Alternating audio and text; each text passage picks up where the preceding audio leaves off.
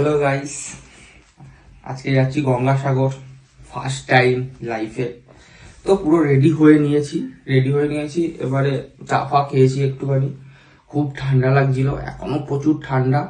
এখন কটা বাজে ঘড়িটা পরতে ভুলে গেছি, ঘড়িটা পরে নিলাম।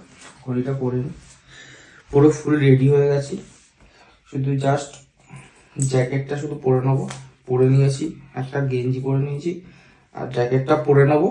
পরে নিয়ে বেরিয়ে যাব গঙ্গাসাগরের উদ্দেশ্যে। ফার্স্ট টাইম যাচ্ছি এবারে, ঠিক আছে। আবার স্কুটি নিয়ে যাব, জানি না, প্রথম এক্সপিরিয়েন্স, জানি না ওখানে পার হতে পারবো কিনা। মানে ওখানে গিয়ে কি করব জানি না, বুঝতে পারছি না যে পার হতে পারবো কিনা, বা স্কুটিটা এবারে রেখে যেতে হবে কিনা। দেখলাম যে ওখানে সবাই যাচ্ছে আর প্রচুর ভিড়, ট্রেনেও প্রচুর ভিড়। ওই জন্য ভেবেছিলাম কালকে ট্রেনে করেই যাব, ওখানে গিয়ে ট্রেন থেকে নেমে কাকদ্বীপ থেকে একেবারে ওখান থেকে পার হয়ে যাব, ট্রেনে করে যাব। কিন্তু অ্যাকচুয়ালি ট্রেনে করে যাব না, কারণ ট্রেনে করে প্রচুর ভিড়। আর ওখানে গিয়ে এবার দেখি রুম টুম যদি পাওয়া যায়, তো ওই জন্য পাওয়া যায় এই সময়টা, কারণ মঙ্গলবারই হচ্ছে মেন স্নানটা হবে। পাওয়া যদি যায় রুম, ওই জন্যই স্কুটিটা বেসিক্যালি নিয়ে যাচ্ছি।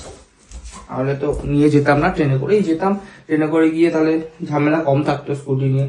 পাওয়ার ব্যাংকটা চার্জে দিয়েছিলাম, পাওয়ার ব্যাংকটা নিয়ে নিই। পাওয়ার ব্যাংকটা তারটা করবো,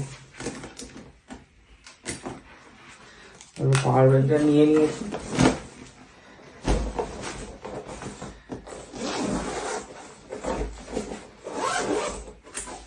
চলো, পাওয়ার ব্যাগটা নিয়েছি, চলো যাচ্ছি। ওখানে গিয়ে তো অবশ্যই দেখা হবে। এবার স্কুটিটা নেবো, হেলমেটটা নিয়ে নিয়েছি, স্কুটিটা নেবো। স্কুটিটা নিয়ে চলো দেখা হবে।